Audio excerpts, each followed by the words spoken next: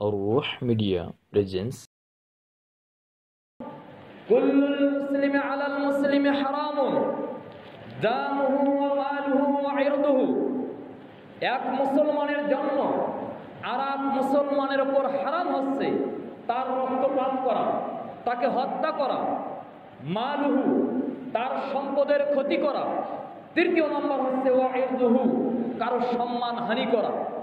এই তিনটি মানুষের মৌলিক অধিকার। মানুষ যদি বেঁচে থাকে তখন তার অন্য অধিকারের কথা আসে, যদিও বা রাষ্ট্রবিজ্ঞানের ভাষায় মানুষের মৌলিক অধিকারের কথা আমাদেরকে অনেক শেখানো হয়, কিন্তু সেই অধিকারগুলো যারা আমাদেরকে শেখায় তারাই আমাদের অধিকারগুলো নষ্ট করে ফেলে, তারাই আমাদের অধিকারগুলো ক্ষুণ্ণ করে ফেলে।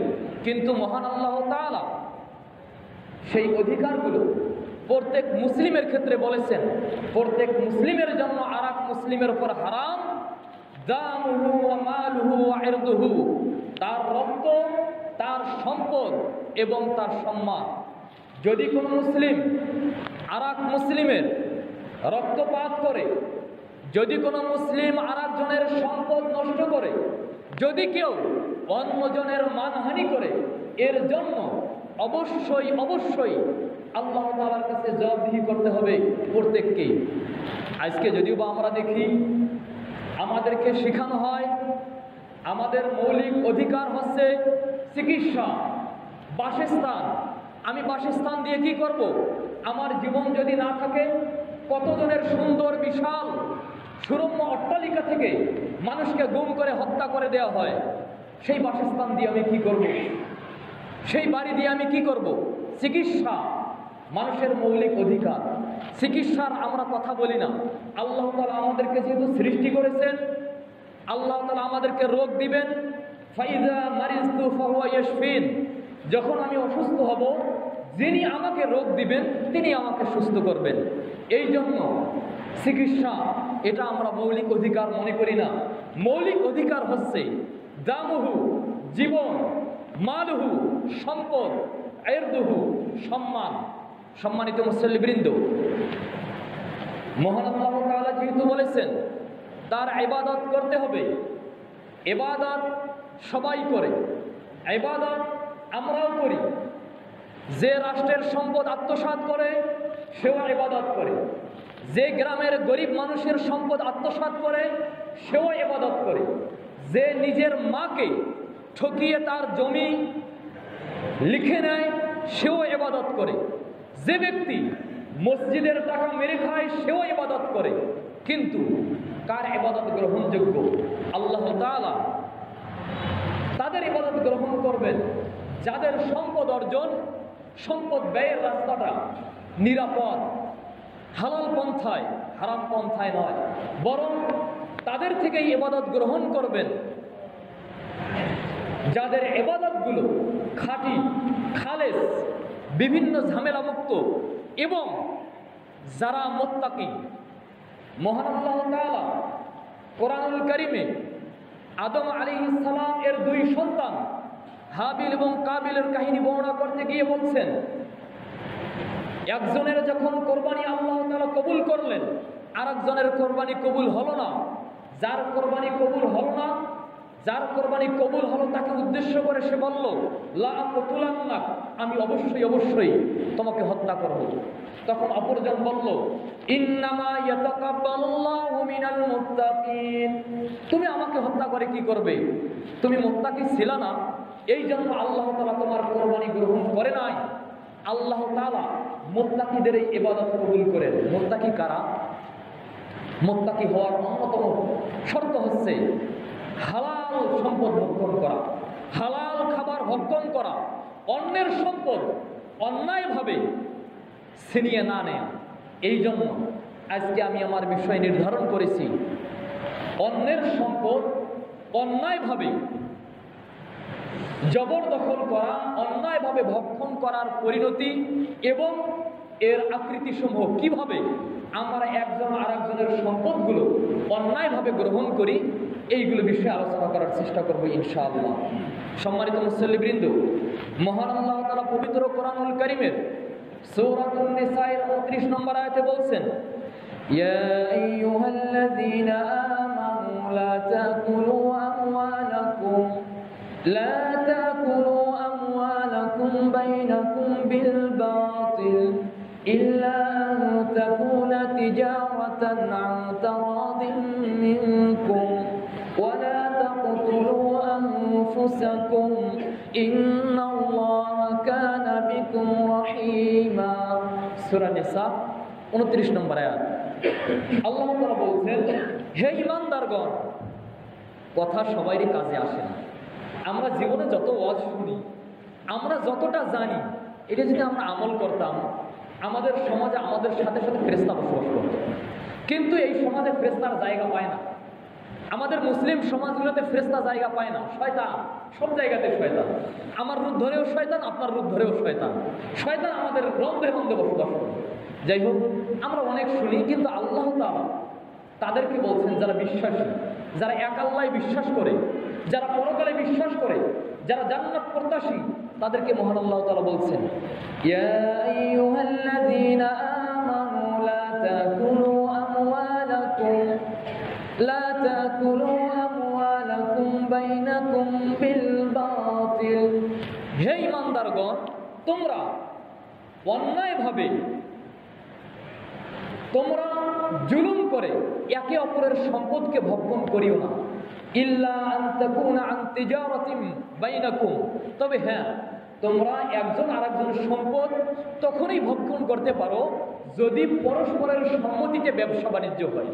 পরস্পরের সম্মতিতে ব্যবসা বাণিজ্য হলো, আপনি আমাকে পণ্য দিলেন, আমি আপনাকে টাকা দিলাম, তখন আপনি আমার টাকা ভোগ করতে পারবেন, আমি আপনার পণ্য ভোগ করতে পারবো। আল্লাহ তাআলা এটাই বলছেন। আল্লাহ তাআলা বলছেন, অন্যায়ভাবে কেউ কারো সম্পদকে ভোগ করতে পারবে না। যদি কেউ কারো সম্পদ ভোগ করে, আমি ইতিপূর্বে হাদিস শুনিয়েছিলাম, আজকেও সেই হাদিসটি শোনাই, খুবই গুরুত্বপূর্ণ হাদিস। আবু হুরায়রা রাদিয়াল্লাহু তাআলা আনহু থেকে বর্ণিত, তিনি বলেন, রাসূল সাল্লাল্লাহু আলাইহি ওয়াসাল্লাম তিনি বলছেন, ইন্নাল্লাহা তাইয়্যিবুন লা ইয়াকবালু ইল্লা তাইয়্যিবা। নিশ্চয়ই আল্লাহ তাআলা তিনি পবিত্র, তিনি পবিত্র ব্যতীত অপবিত্র কোনো কিছু গ্রহণ করেন না। আল্লাহ তাআলা পবিত্র, আল্লাহ তাআলা পবিত্র ব্যতীত আর কোনো কিছুই গ্রহণ করেন না। এরপর নবী করিম সাল্লাল্লাহু আলাইহি ওয়াসাল্লাম বলছেন, ইন্নাল্লাহা আমারাল মুমিনিনা বিমা আমারা বিহিল মুরসালিন। আল্লাহ তাআলা মুমিনদেরকে, মুসলিমদেরকে ঠিক সেই আদেশই করেছেন যে আদেশ নবী রাসূলদেরকে করেছেন। আল্লাহ তাআলা নবী রাসূলদেরকে যে আদেশ করেছেন, ঠিক সেই আদেশ মুমিনদেরকেও করেছেন। আদেশটা কি? আল্লাহ তাআলা সূরা আল মুমিনুন এর 51 নম্বর আয়াতে বলছেন, ইয়া আইয়ুহার রাসূলু কুলু মিনাত তাইয়্যিবাতি ওয়া'মালু সালিহা। হে রাসূলগণ, আপনারা পবিত্র খাবার ভক্ষণ করুন এবং সৎ কাজ করুন। দেখেন কি বলছে, সৎ কাজ করার পূর্বে পবিত্র খাবার ভক্ষণ করুন। হারাম খাবার নয়, নাপাক খাবার নয়, অন্যের সম্পদ অবৈধভাবে দখল করা টাকা নয়, বরং তোমরা পবিত্র খাবার ভক্ষণ করো, সৎ কাজ করো। সূরা মুমিনুন 51 নম্বর আয়াত। ঠিক একই আদেশ মহান আল্লাহ তাআলা সূরা আল বাকারায় 172 নম্বর আয়াতে মুমিনদেরকে দিচ্ছেন, ইয়া আইয়ুহাল্লাযীনা আমানু কুলু মিন তাইয়্যিবাতি মা রাযাকনাকুম। হে মুমিনগণ, তোমাদেরকে যে আমি পবিত্র রিজিক দিয়েছি, তোমরা সেই রিজিকটা ভক্ষণ করো। পবিত্র রিজিক ভক্ষণ করার কথা বলা হয়েছে। নবী করিম সাল্লাল্লাহু আলাইহি ওয়াসাল্লাম এই কথা বলার পর তিনি বললেন, সুম্মা যাকারা রাজুলান। এরপর রাসূল সাল্লাল্লাহু আলাইহি ওয়াসাল্লাম একজন ব্যক্তির কথা উল্লেখ করলেন, ইউতিলুস সাফার, যে ব্যক্তি দীর্ঘ সফর করেছে, আশআসা আকবার, তার চুলগুলো ধুলার কারণে, ধুলা লাগার কারণে উস্কো খুস্কো এবং পুরা শরীর ধুলো মলিন। মাদ্দা ইয়াদাইহি ইলাস সামা, এই ব্যক্তি দীর্ঘ সফর করার পর মরুভূমির মধ্যখানে মানুষ দেখার মতো কেউ নেই, একাকী, সে আল্লাহর কাছে দুই হাত তুলে আল্লাহকে বলতেছে, রব্বি রব্বি, আল্লাহর কাছে কাকুতি মিনতি করে, আল্লাহর কাছে বিভিন্ন চাওয়া চাচ্ছে, আল্লাহর কাছে দোয়া করছে। নবী করিম সাল্লাল্লাহু আলাইহি ওয়াসাল্লাম বলছেন, আন্না ইউস্তাজাবু লাহা, তার দোয়া আল্লাহ তাআলা কিভাবে কবুল করবেন? মাতআমুহু হারামুন, সে যা খাবার খেয়েছে হারাম। মাশরাবুহু হারামুন, যা পান করেছে সেটাও হারাম। মালবাসুহু হারামুন, শরীরের পোশাকটা এটাও হারাম টাকা দিয়ে কিনা। গুযিয়া বিল হারামে, তার শরীরের যে রক্ত মাংস এটাও হারাম থেকে গঠিত। আন্না ইস্তাজাবু লাহা, আল্লাহ তাআলা তার দোয়া এতই কাকুতি মিনতি করে, এত কান্নাকাটি করে, একাকী, মানুষ দেখার কোনো ভয় নেই, লৌকিকতার জন্যও নয়। আন্না ইস্তাজাবু লাহা, তার দোয়া কিভাবে আল্লাহ তাআলা কবুল করবেন? তার তো খাবার হারাম, পানীয় হারাম, পরিধেয় হারাম, গোস্ত হারাম, সব কিছুই হারাম। সুতরাং সম্মানিত মুসলিম, হারাম খাবার যারা গ্রহণ করে, আমি তাদেরকে বলি না আপনারা ইবাদত ছেড়ে দেন, আপনাদেরকে বলি, তাদেরকে বলি, আপনারা হারাম ভক্ষণ পরিত্যাগ করেন, হারাম থেকে ফিরে আসেন। ইবলিস, শয়তান, সে যখন কোনো যুবককে ইবাদত করতে দেখে, কোনো মানুষকে যখন ইবাদত করতে দেখে, তখন শয়তান তার অনুসারীদেরকে বলে, শয়তানের অনুসারী আছে, শয়তানের কি আছে? অনুসারী আছে। শয়তান একাই কাজ করতে পারতো না। আপনাদের সমাজেও যারা শয়তান রয়েছে এদের অনুসারী আছে। আমাদের দেশে যারা বড় বড় শয়তান আছে এদেরও ছোট ছোট চেলাচা মুন্ডা রয়েছে, পাতি অনুসারী রয়েছে। সব জায়গাতেই আবু জাহেলের অনুসারী আছে, উতবা, সায়বা, এদেরও অনুসারী ছিল। এই জন্য দেখেন না, বদরের যুদ্ধে মুসলমানদের বিরুদ্ধে 1000 মানুষ সৈন্য সমাবেশ হয়েছিল। এরা কারা? বড় বড় শয়তান, বড় বড় শয়তানের চেলাচামুন্ডা, পাতি নেতারা এরাও ছিল। যাই হোক, শয়তান তার অনুসারীদেরকে বলতেছে, তোমরা আগে দেখো এই যুবকটা এত ইবাদত করছে, তোমরা আগে দেখো তার খাবারটা হালাল না হারাম। যদি তার খাবারটা হারাম হয়, তাকে তার পরিশ্রম করতে দাও, তাকে ইবাদত করতে দাও, ইবাদতে কষ্ট করতে দাও। কেননা তার এই ইবাদত, তার এই পরিশ্রম, তার এই কষ্টের জন্য, নষ্ট করার জন্য তোমাদের কোনো শয়তানের দরকার হবে না। সে যে হারাম ভক্ষণ করে, এই হারাম ভক্ষণটাই তার ইবাদতকে নষ্ট করে দেওয়ার জন্য যথেষ্ট। নাউযুবিল্লাহ মিন যালিক। সম্মানিত মুসল্লিবৃন্দ, হারাম ভক্ষণ এত খারাপ জিনিস, এটা কুকুরের স্বভাব, পশু পাখির স্বভাব, মানুষের স্বভাব কখনো হতে পারে না। এমনটা যে সে অন্যের হক, অন্যের সম্পদ, অন্যের মাল সেটা অন্যায়ভাবে সে কেড়ে নিয়ে ভক্ষণ করবে, এটা পশু পাখির স্বভাব। আমরা ছোটবেলায় গল্প করছিলাম, একটা কুকুর তার মুখে গোস্তের টুকরা নিয়ে নদীর উপর দিয়ে সাঁকো দিয়ে পার হচ্ছিল। সাঁকো দিয়ে পার হওয়ার সময় এই কুকুর দেখে পানিতে আর একটা কুকুরের মুখে গোস্ত, এর মানে তার প্রতিবিম্ব। এই কুকুর, পশুদের মাঝে এমন স্বভাব রয়েছে, অন্যেরটা কেড়ে নিয়ে খাবে, অন্যের সম্পদ কিভাবে নেওয়া যায়, সারাদিন এই ফিকির, কিভাবে কি করা যায়, এগুলো চিন্তায় বিভোর। কুকুরটা যখন দেখলো আর একটা কুকুরের মুখে গোস্ত, সে সেটা কেড়ে নেওয়ার জন্য তার নিজের মুখের গোস্তর কথা ভুলে গিয়ে সে সেখানে লাফ দিয়ে একবার মুখটা খুলে ফেললো সেটাকে কেড়ে নেওয়ার জন্য, তার মুখেরটাও চলে গেল। যদিও বা যারা হারাম ভক্ষণ করে উপস্থিত ইন্দ্রিয় সুখ ভোগ করে, কিন্তু পরিষ্কার কুকুরের মতো নিজেরটাও হারিয়ে ফেলে এবং সেটা প্রতিবিম্ব যারা দেখেছিল সেটাও হারিয়ে ফেলে। সম্মানিত মুসল্লিবৃন্দ, হারাম, এখন হারামের পথ অনেক। কিভাবে মানুষ হারাম উপার্জন করে, সংক্ষিপ্ত আকারে আমি কয়েকটি পয়েন্ট, 10টা থেকে 12টা পয়েন্ট আমি উল্লেখ করার চেষ্টা করব। এই পন্থায় উপার্জন করা হারাম, এই রাস্তায় উপার্জন করা হারাম। আল্লাহ তাআলা যদি আমাকে তৌফিক দান করে সংক্ষিপ্ত করে বলার চেষ্টা করব। প্রথম নম্বর, নবী করিম সাল্লাল্লাহু আলাইহি ওয়াসাল্লাম শান্তির ধর্ম নিয়ে এসেছেন। এই শান্তি প্রতিষ্ঠা করার জন্য মানুষ যখন সমস্যায় পড়বে, অভাবী হবে, তাদের অভাব দূর করার জন্য মানুষের সমস্যা সমাধান করবে যাকাতের ব্যবস্থা করে দিয়েছেন। ব্যবস্থা করে দিয়েছেন করজে হাসানার, যে করজে হাসানার ফজিলত ক্ষেত্র বিশেষে দানের চেয়েও অধিক ফজিলত রয়েছে। কিন্তু শয়তান, ইবলিস শয়তান, তার অনুসারীরা কি করলো? ইসলামটাকে দূরে সরিয়ে দিয়ে সেই স্থানে, ইসলামের জাকাতের স্থানে, ইসলামের করজে হাসানার স্থানে সুদি ব্যবস্থা চালু করে দিল। আপনার প্রয়োজন, আপনি আমার কাছ থেকে টাকা নেবেন, লাভ দিতে হবে, সুদ। এই সুদ অন্যতম একটি বড় গুনাহ। কুফরির পর যে পাপের কথা উল্লেখ করা হয়েছে, যে পাপ করলে আল্লাহ এবং তার রাসূলের সঙ্গে যুদ্ধ করা হয়, সেটা হচ্ছে আর রিবা বা সুদ। সুদ কাকে বলে আপনারা সকলেই বুঝেন। আপনাদের এলাকায়ও হয়তো বা বিভিন্ন ধরনের গ্রামীণ ব্যাংক, এই ধরনের সুদী যেগুলো সংগঠন রয়েছে, মাঝে মাঝে মোটরসাইকেল নিয়ে পুরুষ আসে, মহিলা আসে, আপনাদেরকে লোন দেয়, আবার টাকা নেয়, সাথে সাথে সুদও নেয়। সুদের সাথে আপনারা সকলেই পরিচিত, তাই আর ব্যাখ্যা করার দরকার নেই। আল্লাহ তাআলা সুদের ভয়াবহতা সম্পর্কে বলতে গিয়ে সূরা বাকারায় 275 নম্বর আয়াতে বলছেন, পরকালীন ভয়াবহতা। الذين يأكلون الربا لا يقومون إلا كما يقوم الذي يتخبطه الشيطان من المس ذلك بأنهم قالوا إنما البيع مثل الربا وأحل الله البيع وحرم الربا। যারা সুদ খায়, সুদ লেনদেন করে, সুদের সাথে জড়িত, কিয়ামতের দিন তারা কবর থেকে এমনভাবে উঠবে, আবাল বুঝেন তো, গ্রাম্য ভাষায় খাঁটি বাংলা ভাষায় আবাল, কিছু বুঝে না, মাথা নষ্ট, আদা পাগলা, এমন অবস্থায় উঠবে। কোরআনের ভাষায় ইয়াতাখাব্বাতুহু শাইতানু মিনাল মাস, এমন ব্যক্তির মতো শয়তান তাকে স্পর্শ করেছে যে তার মস্তিষ্ক জ্ঞান হারিয়ে ফেলেছে, পাগলের মতো আল্লাহ তাআলা কিয়ামতের দিন তাকে উত্থিত করবেন। নাউযুবিল্লাহি মিন যালিক।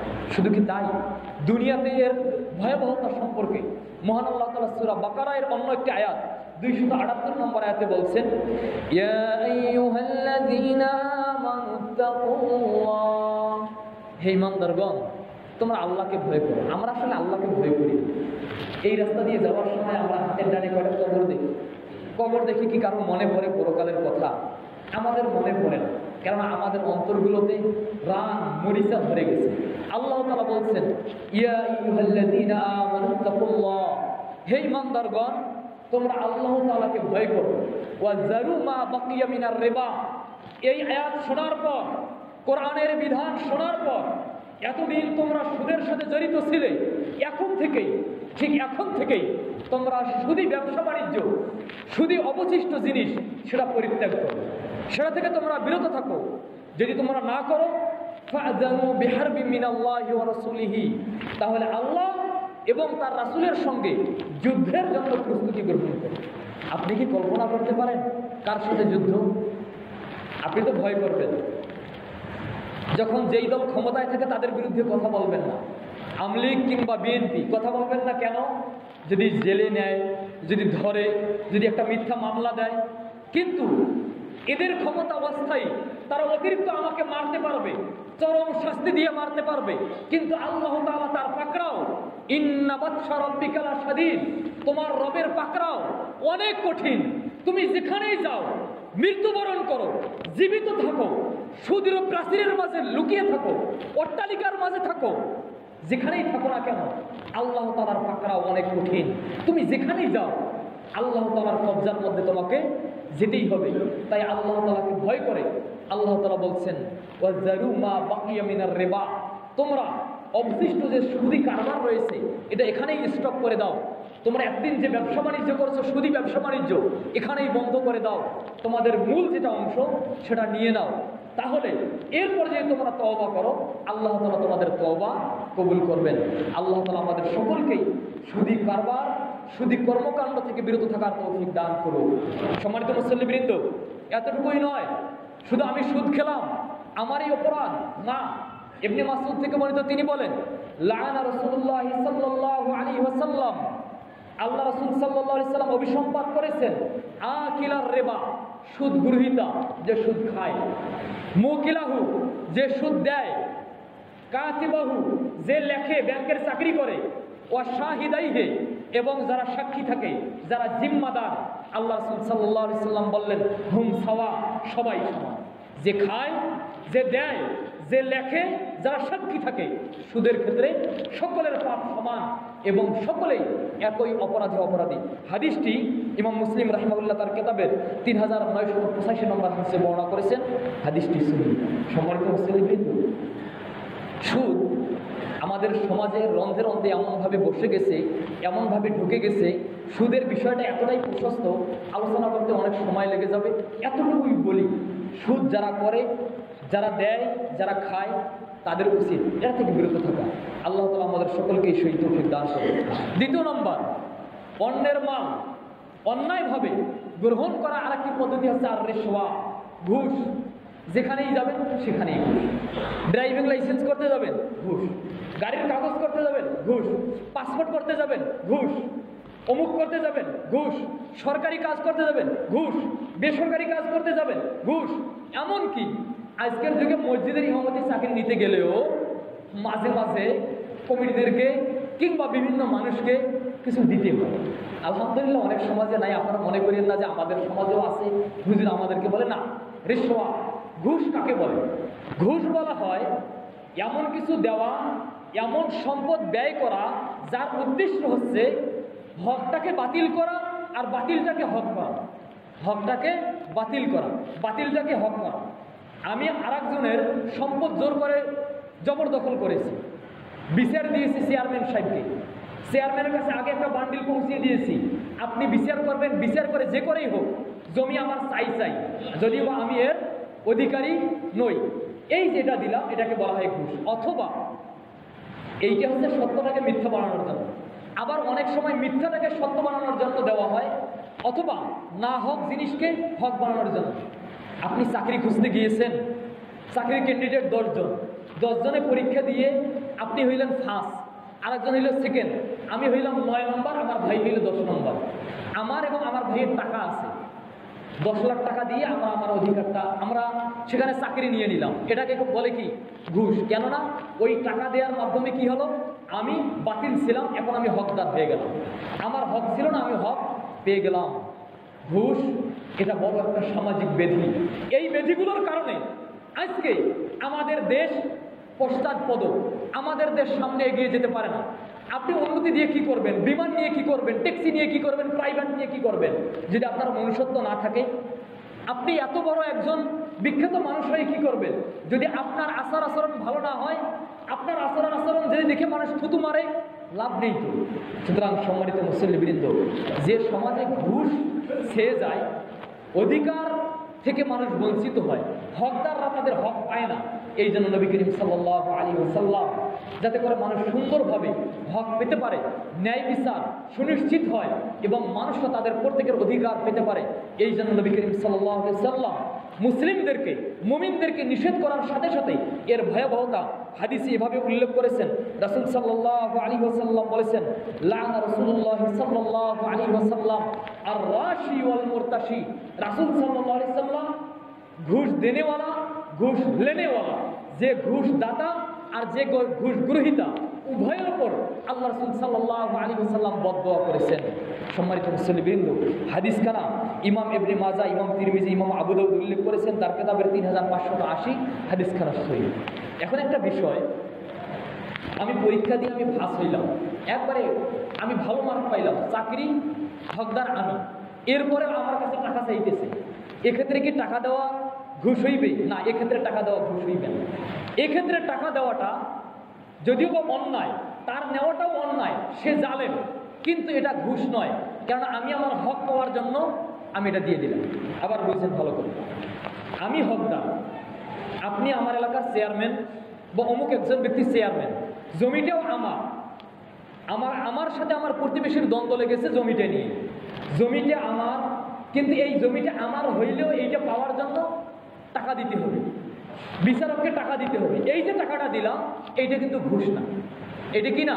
ঘুষ না, বরং এইটা আমার প্রতি জুলুম করা হয়েছে, আমি মাজলুম, আমি দিতে বাধ্য হয়েছে আমার হক নেওয়ার জন্য, এটা ঘুষের অন্তর্ভুক্ত নয়। সম্মানিত মুসল্লিবৃন্দ, অনুরূপভাবে অন্যের সম্পদ অনৈতিকভাবে গ্রহণ করা অন্যতম একটি মাধ্যম হচ্ছে চুরি।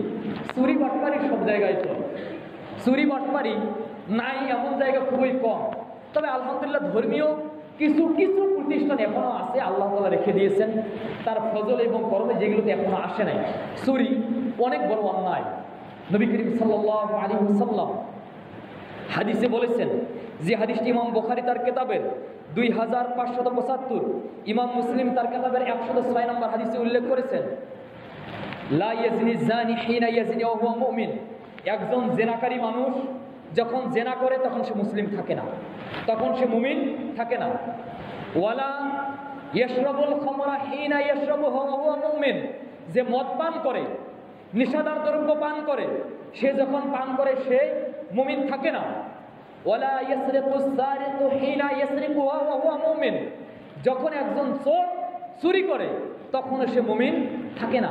এর মানে তার থেকে ঈমানটা বের হয়ে যায়, সেই মুহূর্তে তার অন্তরে ঈমান থাকে না। আর এর ভয়াবহতা দুনিয়াতে যে এত বেশি, মহান আল্লাহ তাআলা কোরআনে বিধানেই দিয়ে দিয়েছেন, ওয়াস-সারিকু ওয়াস-সারিকাতু ফাকতাউ আইদিয়াহুমা জাযাআম বিমা কাসাবা নাকালাম মিনাল্লাহ। চোর এবং সুন্নি, যে পুরুষ এবং যে মহিলা চুরি করে তাদের হাত কেটে দেওয়া। তবে এর পরিমাণ আছে। এখন যদি কেউ 5 টাকা চুরি করে তারও কি হাত কেটে দেওয়া যাবে? এক্ষেত্রে পরিমাণ রয়েছে, এটা আলোচনার বিষয় নয়। এখন বলতে চুরি অনেক বড় অপরাধ। চুরির মাধ্যমে আজকে আমরা একজন আরেকজনের সম্পদ অন্যায়ভাবে আমরা গ্রহণ করি। আল্লাহ তাআলা বলছেন চোর এবং সুন্নির হাত কেটে দাও, আল্লাহ তাআলার পক্ষ থেকে তাদের কর্মের শাস্তি এবং তারা যে কাজ করেছে এটার পরিণাম হচ্ছে এটাই। সম্মানিত মুসল্লিবৃন্দ, চুরি করা সব জায়গাতেই চলে। আমাদের মাঝে আশা করি এই ধরনের ঘৃণিত কাজ নেই। মক্কার যারা কাফের মহিলা তাদের মাঝে এই চুরি কাজটা ছিল না। সম্মানিত মুসল্লিবৃন্দ, এরপর আরেকটি হচ্ছে আল-গাসব, জোরপূর্বক মানুষের সম্পদ গ্রহণ করা। এক বেটা ব্যবসা করে, আপনি গিয়ে সেখানে দাঁড়িয়ে জোর করে টাকা নিলেন। চাঁদাবাজি, ডাকাতি, অন্যায়ভাবে মানুষের সম্পদ নেয়া। আমি শহরে বাড়ি করব, এলাকার মাসনাদা চলে আসছে, টাকা দিতে হবে, না হলে বাড়ি হবে না। এটা অন্যায়ভাবে গ্রহণ করে। এটাকে শরীয়তের ভাষায় বলা হয় আল-গাসবু, অন্যায়ভাবে নেওয়া। সর্বহারারা কি করেছিল? আমাদের দেশে কিন্তু কমিউনিস্ট পার্টির একটা আছে সর্বহারা গ্রুপ। আমার খেতে ধান হয়েছে, ওরা এসে ওখানে তাদের পতাকা টাঙ্গিয়ে দিয়ে যাবে। এর মানে আপনাকে তাদেরকে টাকা দিতে হবে, টাকা দিয়ে আসার পর আপনার ধান কাটতে হবে। এই যে অন্যায়ভাবে জোর জবরদস্তিমূলক মানুষের সম্পদ নেওয়া, এইগুলো অহরহ। আপনারা যেখানেই যান দেখবেন কেউ আর নিরাপদ না। সম্পদের দিক থেকে আমরা কেউ নিরাপদ না। আমি নিরাপদ, আমার টাকা পয়সা নাই, এই জন্য আমরা নিরাপদ। গরিব মানুষরা নিরাপদ। যারা টাকা পয়সাওয়ালা, মিডিয়াম, মধ্যম শ্রেণীর মানুষ তারা নিরাপদ না। যারা একবারে ফকির, গরিব, ফকিররাও কিন্তু নিরাপদ না, ফকিরদেরও ঝামেলা আছে। যাই হোক, যেটা বলছিলাম আল-গাসবু, জোরপূর্বক জবরদখল করা। সেটা কি? আল ইস্তিলাউ আলা হাক্কিল গায়রি উদওয়ানান বিগায়রি হাক্কিন আলা সাবিলিল জুলুম, অন্যায়ভাবে কারো সম্পদ নিয়ে নেওয়া। এটা অনেক বড় জুলুম। আল্লাহ তাআলা কোরআনুল কারীমে পূর্বেই যে আয়াতটা বললাম, ইয়া আইয়ুহাল্লাযীনা আমানু লা তাকুলু আমওয়ালাকুম বাইনাকুম বিল বাতিল, তোমরা অন্যায়ভাবে একে অপরের সম্পদ এভাবে নিও না। ওরা তার হক, তার হক সে পাবে, আপনি কেন সেখানে ভাগ বসান? এই জন্য এই বিষয়ে কোরআন হাদিসে প্রচুর দলিল রয়েছে, আর বলার সুযোগ নেই। সম্মানিত মুসল্লিবৃন্দ, অনুরূপভাবে নবী করিম সাল্লাল্লাহু আলাইহি ওয়াসাল্লাম এই হাদিসেই বলেছেন, আমি দেখেছি আমার চোখে এক ব্যক্তি সুদের টাকা পাইতে পাইতে অনেক টাকাওয়ালা হয়েছে, একবার কুমিরের মতো হয়ে গেছে। হওয়ার পর সে বাড়ি করবে, বাড়ির জায়গাটা তো মাত্র 300। পাশের যে বাড়ি আছে, গরিব মানুষ, খুবই গরিব মানুষ, এই ট্রাকের ড্রাইভার জোর করে কি করছে, সেখানে এসে বালু ফেলে দিছে। বালু ফেলার পর পাশের যে বাড়ি আছে ওটাতেও ফেলছে। ফেলার পর সে বলে, সুদি টাকা না, গরম আছে অনেক, তোমার যদি ইচ্ছে হয় জমিটা বিক্রি করো, আর যদি নাও হয় এমনিতেই দিয়ে দাও, বিক্রি করলে করো, না হইলে নাই। এইটা হচ্ছে অন্যায়ভাবে মানুষকে বাধ্য করা, অন্যায়ভাবে অন্যের সম্পদ জবরদখল করা। এর শাস্তি অনেক কঠিন। নবী করিম সাল্লাল্লাহু আলাইহি ওয়াসাল্লাম হাদিসে বলেছেন, ইবনে ওমর থেকে বর্ণিত, মান আখাযা মিনাল আরদি শাইআন বিগাইরি হাক্কিন, যে ব্যক্তি অন্যায়ভাবে অন্যের সম্পদ সামান্য পরিমাণ জুলুম করে গ্রহণ করবে, খুসিফা বিহি ইয়াউমাল কিয়ামাতে ইলা সাবি আরদিন, কিয়ামতের দিন আল্লাহ তাআলা ওই জমিন সহ তাকে একবার 7 স্তবক মাটির নিচে তাকে একবার দাবিয়ে দিবেন। নাউজুবিল্লাহ। শুধু কি তাই? আমার ওজন আমি বহন করতে পারবো 1 মণ। এখন যদি কিয়ামতের দিন আমার কাঁধে যদি 7 মণ দেওয়া হয়, আমি কি করব? আমার কাঁধে যদি 70 মণ দেওয়া হয়, আমি কি করব? ঠিক একই, যারা অন্যের জমি অন্যায়ভাবে আত্মসাৎ করে, আল্লাহ রাসূল সাল্লাল্লাহু আলাইহি ওয়াসাল্লাম বলছেন, তুওয়াকাহু মিন সাবি আরদিন, যে জমিটুকু সে অন্যের জবরদখল করে নিয়েছে, অনুরূপভাবে 7 স্তর জমি সহ তার গলায় ঝুলিয়ে দেওয়া হবে, নে বেটা কতটুকু নিবি, কত খাবি খা, বসে জমি ইচ্ছে মতো খা, কত খাবি, তোর পেট ভরবে না, এখানেই তোর পেট ভরবে। সম্মানিত মুসলিমবৃন্দ, হাদিসটি ইমাম বুখারী 2452, ইমাম মুসলিম 4024 নম্বর হাদিসে উল্লেখ করেছে। হাদিস কিছু নেই। এই জন্য আজকে এই জমি দখলকারী যারা ভূ সন্ত্রাস, এদের কি জানি সুন্দর নাম আছে, যাই হোক এটা বলতে পারছি না, এরা সমাজের জন্য খুবই ক্ষতিকর, রাষ্ট্রের জন্য ক্ষতিকর, পশু পাখির জন্য ক্ষতিকর। এদের জন্য আসমান থেকে আল্লাহ তাআলা বিপদ আপদ বিভিন্ন ধরনের গজব দিয়ে থাকেন। সম্মানিত মুসল্লিবৃন্দ, এরপর আল গিসু, ধোঁকা দেওয়া, ব্যবসা বাণিজ্যের ক্ষেত্রে ধোঁকা দেওয়া। অনেকেই ব্যবসা করে, ব্যবসা হালাল।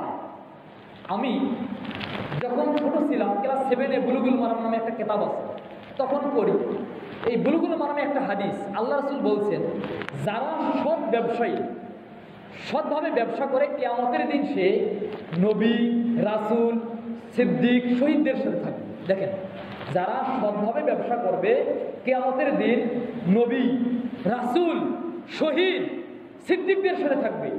নবী রাসূল মানে মুহাম্মদ সাল্লাল্লাহু আলাইহি সাল্লাম, নবী রাসূল মানে ইব্রাহিম, আদম, নূহ, মুসা, ঈসা, এদের সাথে থাকবে। আর সিদ্দিক মানে আবু বকর সিদ্দিক, শহীদ মানে ওমর ইবনে খাত্তাব, এদের সাথে থাকবে। আমি ভাবি ব্যবসা কি এমনটা জিনিস, ব্যবসা ভালোভাবে করলে এদের সাথে থাকবে, কিন্তু না। ব্যবসায় আপনারা দেখবেন আজকে হাজার ব্যবসায়ীর মধ্যে একজনকে ভালো পাওয়া খুবই দুষ্কর, হাজার ব্যবসায়ীর মধ্যে একজন ভালো ব্যবসায়ী পাওয়া খুবই কঠিন।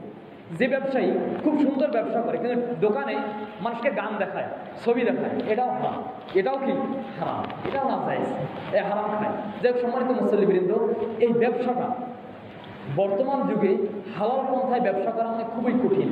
গরিব মানুষের মতো, অপরিচিত ব্যক্তির মতো, হাজারে একজন। এক্ষেত্রে নবী করিম সাল্লাল্লাহু আলাইহি সাল্লাম হাদিসে বলেছেন, মাররান নবী সাল্লাল্লাহু আলাইহি সাল্লাম আলা সুবরাতি তাআমিন ফাদখালা ইয়াদাহু ফিহা। আল্লাহ রাসূল সাল্লাল্লাহু আলাইহি সাল্লাম একবার বাজারে হাঁটতেছিলেন, হাঁটার সময় দেখেন এক গাদি খাবারের একটা স্তূপ, সেখানে আল্লাহ রাসূল সাল্লাল্লাহু আলাইহি সাল্লাম হাত ঢুকিয়ে দিলেন, খাবারের স্তূপের ভেতরে হাত ঢুকিয়ে দিলেন। হাত ঢুকিয়ে দিয়ে তিনি বুঝলেন ভেতরের মালগুলো ভিজা। তিনি তাকে জিজ্ঞাসা করলেন, মা হাযিহি, এগুলো কি অবস্থা? তখন তিনি বললেন, আসাবাতুহুস সামাউ ইয়া রাসূলুল্লাহ, হে আল্লাহ রাসূল, বৃষ্টি আসছিল, এই জন্য ভিজাগুলো নিচে রেখে শুকনাগুলো উপরে দিয়ে দিয়েছি।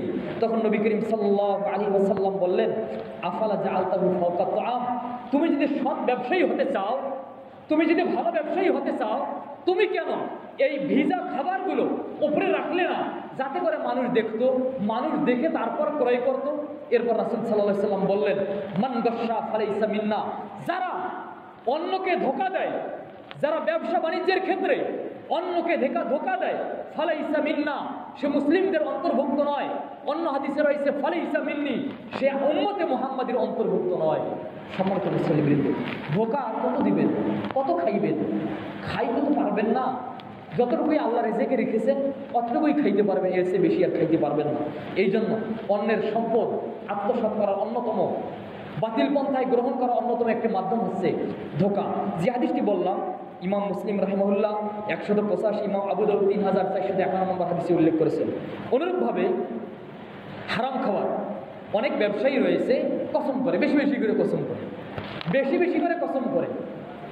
মিথ্যা কসম করা তো হারামের ওপর হারাম, হারামের ওপর হারাম, মানে অন্ধকারের উপর অন্ধকার, কালো পথের উপর অন্ধকার, রাত্রিতে কালো পথের উপর কালো জিনিস, সেটা হচ্ছে মিথ্যা কসম করা। আর যদি সত্য কসম করে, মানে অনেক বেশি বেশি কসম করে, আপনারা দেখবেন, আমি দেখি, আপনারা মনে হয় দেখেন না, অনেক দোকানদার আছে খালি কসম করে, হুজুর আল্লাহর কসম করে কই এই জিনিসটি আমি এত দিয়ে কিনছি, আল্লাহর কসম করে কই এই জিনিসটি এত দিয়ে কিনছি।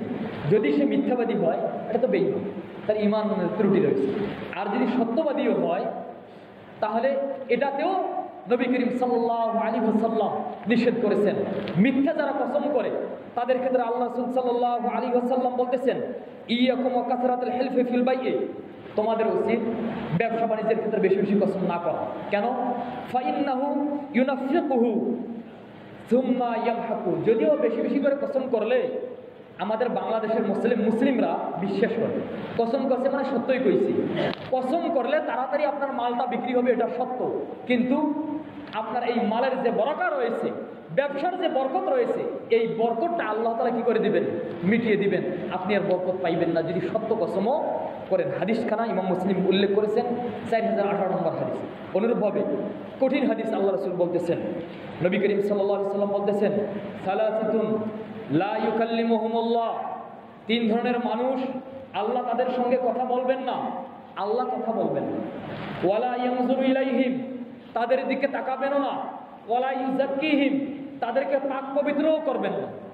আল্লাহ তাআলা কথা বলবেন না, তাদের দিকে তাকাবেন না, তাদেরকে পাক পবিত্রও করবেন না। ওয়ালাহুম আযাবুন আলীম, তাদের জন্য আবার কঠিন শাস্তি রয়েছে। কয় ধরনের মানুষ? 3 ধরনের মানুষ। তারা কারা কারা? আল্লাহ রাসূল সাল্লাল্লাহু আলাইহি ওয়াসাল্লাম বলছেন, আল মুসবিল, টাকনুর নিচে কাপড় পরে। আমার অনেক মুসল্লি আছে, এরা জুমার দিন আসলে 5 ওয়াক্ত নামাজ পড়ে না। তাদেরকে বলি জুমার দিনও পড়বেন, 5 ওয়াক্তও পড়বেন। জুমার দিনে একটু বাবু সেজে আসে, বাবু সেজে যখন আসে টাকনুর নিচে কাপড়টা থাকে। মসজিদে এসে নামাজ পড়ার সময় টাকনুর উপরে কাপড় পরে, মনে করে আল্লাহ এতক্ষণ তো পাপ কাজ করছি, তোমার জন্য তোমাকে জুমার নামাজ দান করলাম টাকনুর উপরে কাপড় তুলিয়া। এর মানে আল্লাহ তাআলাকে অনুগ্রহ করছে। আমি তাদেরকে বলি, এটা শুধু জুমার নামাজের সময় নয়, সব সময়ের জন্য টাকনুর নিচে কাপড় পরিধান করা পাপ, পাপ, পাপ, শুধু নামাজের সময় নয়। এই জন্য আল্লাহ তাআলা তাদেরকে পবিত্রও করবেন না, তাকাবেন না, কথাও কইবে না, তাদের জন্য শাস্তিও দেবে। তারা কারা কারা? আল মুসবিল, টাকনুর নিচে যে কাপড় পরিধান করে। 2 নম্বর আল মান্নান, দান করে খোটা দেয়। দান করে খোটা দেওয়া মানুষের অভাব আজকে নাই। খাবার খাওয়াইয়া, আমাদের এলাকায় আছে, আপনাকে দাওয়াত দিয়ে সুন্দর খাওয়াইছি, খাওয়ার পরে বলে যে তোকে না দাওয়াত দিয়ে আমি অমুক খাওয়াইছি, তমুক খাওয়াইছি, খারাপ খারাপ কথা পাই। এইগুলো বলার মতো না। যাই হোক, যারা মানুষকে দান করে খোটা দেয়, তুমি না বারবার আমাদের মসজিদে টাকার জন্য আসো, তোমাকে না অমুক দিন এত টাকা তুলে দিয়েছি, আপনি একবারে নিষেধ করবেন, কিন্তু দানের জন্য খোটা আপনি দিবেন না। আল মান্নান, যারা দান করে মানুষকে খোটা দেয়।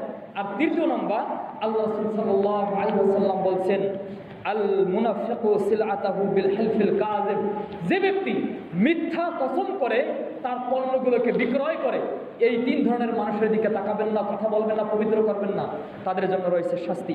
হাদিসখানা ইমাম মুসলিম তার কিতাবে উল্লেখ করেছেন, 195 নম্বর হাদিস। ইমাম আবু দাউদ তার কিতাবে উল্লেখ করেছেন। অনুরূপভাবে অন্যের সম্পদ, বাতিল সম্পদ অর্জন করার আরেকটা মাধ্যম হচ্ছে মদের ব্যবসা করা, নেশার ব্যবসা করা, নেশা জাতীয় দ্রব্যের ব্যবসা করা। আপনি দোকান করেন, একবারে হালাল, সত্য কথা কোন সদা সর্বদা, কিন্তু সিগারেট বিক্রি করেন, জর্দা বিক্রি করেন, হারাম হারাম, মদ বিক্রি করে। আমাদের নদীর ধারগুলোতে বেশি বেশি মদ বিক্রি করে। অনেকে আছে বাইরে খুব সুন্দর, কিন্তু ভেতরে ভেতরে মদের ব্যবসা করে। অনেকে আছে আবার এইরকম কাজের সাথে জড়িত, কোথায় মদ পাওয়া যায় সেইগুলোর খবর দেয়। আবার এইগুলোর দোকানদারও কি আছে এগুলোর সাথে জড়িত। তাদেরকে বলি, ভাই কত আর খাইবেন, অনেক খাইছেন, একটু তওবা করে ভালো হয়ে যান। নবী করিম সাল্লাল্লাহু আলাইহি ওয়াসাল্লাম এক্ষেত্রে খুবই সতর্ক করেছেন। আল্লাহ তাআলা কোরআনুল কারীমে বলছেন, ইয়া আইয়ুহাল্লাযীনা আমানু ইন্নামাল খামরু ওয়াল মাইসিরু ওয়াল আনসাবু ওয়াল আজলাম রিজসুম মিন আমালিশ শাইতান ফাজতানিবুহু লাআল্লাকুম তুফলিহুন। সূরা আল-মায়েদা 90 নম্বর আয়াতে মহান আল্লাহ তাআলা বলছেন, হে ঈমানদারগণ, হে ঈমানদারগণ, ইন্নামাল খামরু, নিশ্চয়ই মদ, নেশা জাতীয় দ্রব্য, ওয়াল মাইসিরু, জুয়া, জুয়াও চলে, ওয়াল আনসাবু, মূর্তি পূজার বেদি, খাম্বা পূজার বেদি, শহীদ মিনারের বেদি, ওয়াল আজলামু, এবং ভাগ্য নির্ণয়কারী যে তীর, আমরা গুলিস্তানে গেলে দেখতে পাবেন লাঠি দিয়ে ভাগ্য নির্ণয় করে। এইগুলো রিজসুম মিন আমালিশ শাইতান, শয়তানের নাপাকি কর্মকাণ্ড, ফাজতানিবু, এইগুলো থেকে তোমরা বিরত থাকো। যদি বিরত থাকো কি হবে? লাআল্লাকুম তুফলিহুন, তোমরা অবশ্যই সফল কাম হবে, তোমরা কামিয়াবি হবে, দুনিয়াতেও কামিয়াবি হবে, পরকালেও কামিয়াবি হবে। সম্মানিত মুসলিমদের অনেকগুলো কথা মদের বিষয়ে, অনেকজন মানুষ পাপী হবে। তারা কারা? আল্লাহ রাসূলের একটা হাদিস বলে এই, তারপরে পরের পয়েন্টে যাই। আনাস বিন মালিক থেকে বর্ণিত, তিনি বলেন, লাআনা রাসূলুল্লাহ সাল্লাল্লাহু আলাইহি ওয়াসাল্লাম ফিল খামরি আশারাতান, আল্লাহ রাসূল সাল্লাল্লাহু আলাইহি ওয়াসাল্লাম মদের ক্ষেত্রে 10 ব্যক্তিকে লানত করেছেন। 10 ব্যক্তির পাপ আছে। কয় ব্যক্তির? 10 ব্যক্তির। মদ, সিগারেট, গাঞ্জা, হেরোইন, ইয়াবা, অমুক তমুক, এইগুলো সবগুলোর ক্ষেত্রে 10 ধরনের মানুষ জড়িত, তাদের সকলের ওপর লানত এবং সকলেই কবিরা গুনাহকারী। এখান থেকে যে সম্পদটা অর্জন করে সেটা হারাম। তারা কারা? আল্লাহ রাসূল বলছেন আসিরাহা ওয়া মুতাসিরাহা। 1 নম্বর, যে মদ তৈরি করে, যে নেশাদার দ্রব্য জিনিস বানায়। মুতাসিরাহা, যে বানানোর জন্য আদেশ দেয়, এর মানে মালিক, যে বানানোর জন্য আদেশ দেয়। ও হামিলাহা, যারা এইগুলো বহন করে। আপনি অটো চালান, রিক্সা চালান, আপনার রিক্সায় সিগারেটের প্যাকেট বহন করা হয়, আপনার রিক্সায় জর্দা মদ বহন করা হয়, আপনিও হারামখোর। লাভ নাই, আপনিও হারামখোর। তাই আল্লাহ রাসূল বলতেছেন ও হামিলাহা, যে বহন করে। ওয়াল মাহমুলাতু ইলাইহা, যার কাছে নিয়ে যাওয়া হয়, মানে যার কাছে যে দোকানদারকে এই পণ্যটা দেওয়া হয়, এর মানে কোনো দোকানদারকে যারা বিড়ি বহন করে নিয়ে এসে দেয় ওই দোকানদার। ওয়াল মাহমুলাতু ইলাইহা, যার কাছে বহন করে নিয়ে আসা হয়। ওয়া সাকিয়াহা, আমি দোকানের কাছে গিয়েছি, আমাকে বলতেছে, আমি হুজুর না তখন, স্বাভাবিক একজন মানুষ, সাধারণ একজন মানুষকে বলতেছে, এ বাবা ওদেরকে সিগারেটগুলো দিয়ে দাও তো, ওদেরকে বিড়িগুলো দিয়ে দাও তো। আল্লাহ রাসূল বলতেছেন ওয়া সাকিয়াহা, যে পরিবেশন করে তারও উপর আল্লাহ রাসূলের লানত। ওয়া বাইয়াহা, যারা বিক্রি করে। ওয়া আকিলা সামানাহা, যারা এর মূল্য খায়। ওয়াল মুশতারি লাহু, এবং যে এটা কিনে। ওয়াল মুশতারাতু লাহু, যার জন্য কিনা হয়। সকলের উপর আল্লাহ রাসূলের লানত এবং সকলেই এই গুনাহের ভাগদার। সমাজ মুসলিমবৃন্দ, একটু খেয়াল করবেন, আপনার গাড়িতেও যেন না হয়।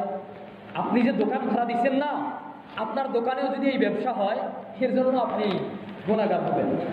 আপনার দোকানে এই নির্বাচনের মাহফিল করে না, নির্বাচনের যে অনুষ্ঠানের জন্য এই ভোটের চেয়ে বের হয়, দাওয়াত দিয়ে বের হয়, আপনার গাড়িতে যে গান বাজনা বাজে, নির্বাচন যদি সেরেকে হয় আহলে হাদিস আলেমদের মাসালা অনুযায়ী, আপনিও পাপি।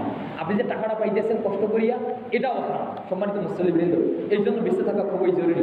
যেটা বলছিলাম, ইত্তেখাযুল মুখাদ্দারাত ওয়াল ইস্তেমালুহা, মদ জাতীয় জিনিস এইগুলো ব্যবহার করে, এইগুলোর ব্যবসা করা। অর্থাৎ ফিফু ফিল কাইলি ওয়াল মিজান, ওজনে কম দেওয়া। ইতিপূর্বে এমনও জাতি রয়েছে যারা ওজনে কম দেওয়ার কারণে আল্লাহ তাদেরকে ধ্বংসই করে দিয়েছে। আর কোনো পাপ নাই, শুধু ওজনে কম দিয়েছে, এই জন্যই আল্লাহ তাআলা ধ্বংস করে দিয়েছে।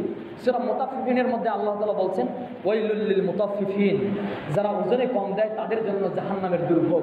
ওয়াইল নামক জাহান্নামের দুর্ভোগ, তাদের জন্য শাস্তি।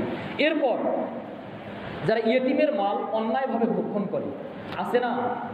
আমি তো নিজেই দেখেছি, আপনাদের সমাজে না, আমার নিজের বাস্তব চোখে দেখা। তার বাবা মারা গেছে, অনেক সম্পদের অধিকারী, মা জীবিত আছে।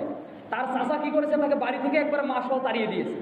তাড়িয়ে দিয়ে যেইগুলো সম্পদ কুক্ষিগত করা যায় সেইগুলো তো তখনই নিয়ে নিছে, আর জমি জমা ওইগুলো ওভাবেই ভোগ করে আসছে। ইয়েতিমরা খুবই লাঞ্ছিত, খুবই বঞ্চিত, তারা অনেকটাই মাহরুম হিসেবে জীবনযাপন করে। এই জন্য দেখবেন ইয়েতিমরা তারা ভবিষ্যতে সবাই ভালো কিছু করতে পারে না। 1,100-এর মধ্যে প্রায় 95টাই ঝরে পড়ে যায়, আরও বেশি ঝরে পড়ে যায়। কি জন্য? ইয়েতিমের প্রতি আমাদের অন্যায়টা খুবই বেড়ে গেছে, একবারে অতিরিক্ত আমরা জুলুম করি।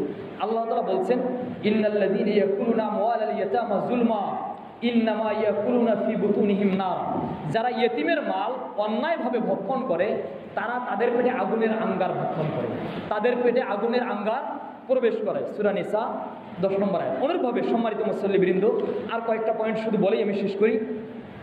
এরপর শ্রমিকের মাল, আজকে দেখবেন গার্মেন্টসের শ্রমিকদের তাদের টাকার জন্য, বেতনের জন্য রাস্তায় মিছিল করা লাগে, তাদের বেতনের জন্য রাস্তায় মিছিল করা লাগে। আরে বেটা, ওরা কাজ করছে, ওদের পারিশ্রমিক দেওয়া উচিত। আমি অনেক দেখেছি কাজ করার পর 1 দিন ঘুরে, 2 দিন ঘুরে, 3 দিন ঘুরে, তারপরেও টাকা নাই। এটা জুলুম, এটা অন্যায়। অথচ আল্লাহ তাআলা কিয়ামতের দিন তিনি হাদিসে কুদসির মধ্যে মহান আল্লাহ তাআলা বলছেন 3 ধরনের মানুষের জন্য কিয়ামতের দিন আমি নিজেই বাদী হব। 3 ধরনের মানুষের জন্য কিয়ামতের দিন আমি নিজেই বাদী হব। তারা কারা কারা? 1 নম্বর, ওই ব্যক্তির বিপক্ষে আমি বাদী হব যে ব্যক্তিকে আমার নামে আমানত দেওয়া হয়, সে আমানতের খেয়ানত করে। 2 নম্বর, যে ব্যক্তি অন্যায়ভাবে, একজন নিরীহ মানুষ সমাজে দ্বন্দ্ব লেগে গেছে, ওর নামটা বিএনপিতে দিয়ে দাও, ওর নামটা জামাত শিবিরে দিয়ে দাও, একবারে মামলা দিয়ে জেলখানায় ঢুকাইয়ে দিবে। একবারে স্বাধীন একজন মানুষ, নিরপরাধ একজন মানুষকে মামলা দিয়ে তার জীবনটা শেষ করে দেবে। শুধু তার জীবন শেষ, তার পরিবারের উপরে একটা অন্যায় অত্যাচার। আল্লাহ তাআলা নিজেই বলতেছেন, রজুলুন বাআ হুররান ফাকালা সামানাহু, এই যে নাম দিয়ে কিছু টাকা উপার্জন করলো, মানুষের বিশ্বস্ততা অর্জন করলো, তার বিরুদ্ধেও আল্লাহ তাআলা নিজেই বাদী। তৃতীয় নম্বর, ওই ব্যক্তি যে একজন শ্রমিক নিয়োগ করলো, যে একজন কামলা নিয়োগ করলো, কামলার কাছ থেকে ঠিক ঠিক কাজ আদায় করার পর কামলাকে আর টাকা দিতেছে না, আল্লাহ তাআলা কিয়ামতের দিন ওই ব্যক্তি, এই তিন ধরনের ব্যক্তির বিপক্ষে নিজেই বাদী হয়ে তিনি বিচার ফায়সালা করবেন এবং আল্লাহ তাআলা যাদের বিপক্ষে বাদী হবেন তাদের হিসাব কতদূর এটা আমরা সহজেই বোধগম্য বা আমাদের বোধগম্য সহজেই হতে পারে। এই হাদিসটি ইমাম বুখারী তার কিতাবের 2227 নম্বর হাদিসে উল্লেখ করেছেন। হাদিসটি সহিহ। এই জন্য আল্লাহ রাসূল বলেছেন, আতুল আজির আজরাহু ক্বাবলা আন ইয়াজুফা রাকাহু, তোমরা যারা কর্মচারী তাদের পারিশ্রমিকটা তার শরীরের ঘাম শুকিয়ে যাওয়ার আগে দিয়ে দাও, কাজ শেষ টাকা দিয়ে দিবেন। টাকা নিয়ে এত ঘোরাঘুরি কী দরকার? শ্রমিকের জন্য কত আইন, কত যে দয়া। শ্রমিক দিবসও পালন করে, কই শ্রমিকের হক? কোথায় শ্রমিকের হক? শ্রমিক বেটা সারাদিন কষ্ট করে পরিশ্রম করার পর অন্যান্য দেশে পরিশ্রমের যে সঠিক মূল্যটা পায়, আমাদের দেশে সেই সঠিক মূল্যটা নাই।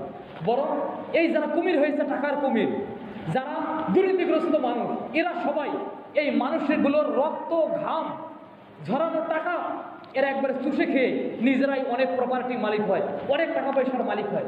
এই ধরনের টাকা পয়সার মালিক আপনাদের চতুর্থ থেকে অনেক দেখবেন। অনুরূপভাবে অন্যের আমানতটা আমি আপনাকে আমানত দিলাম, ঋণ দিলাম, আপনি সেটা খেয়ে ফেললেন, এটা হারাম। অনুরূপভাবে প্রয়োজন ছাড়া ভিক্ষা করা, অনেক মানুষকে দেখি, এখানেও দেখেছি, ওই মসজিদগুলোকে যাদেরকে সোয়াল করতে দেখেছি, এখানে এসে দেখি তারা সোয়াল করে। আসলে এই যে সোয়াল, যারা প্রয়োজন ছাড়া সোয়াল করে, এটা তাদের জন্য হারাম, এটা বাতিল খাবার। এই খাবারটা খেয়ে আপনি যতবারই এই জন্য কিয়ামতের দিন আমার মুখে কোনো গোশত থাকবে না, কঙ্কালগুলো যেমন থাকে না, কিয়ামতের দিন অনুরূপভাবে আল্লাহ তাআলা তাদেরকে তুলবেন, মুখে কোনো গোশত নাই, মুখে একবারে খামসা খামসির দাগ, একবার রক্ত ঝরতেছে, মুখে গোশত নাই, বিশ্রী অবস্থা। এই অবস্থায় কিয়ামতের দিন উঠবে।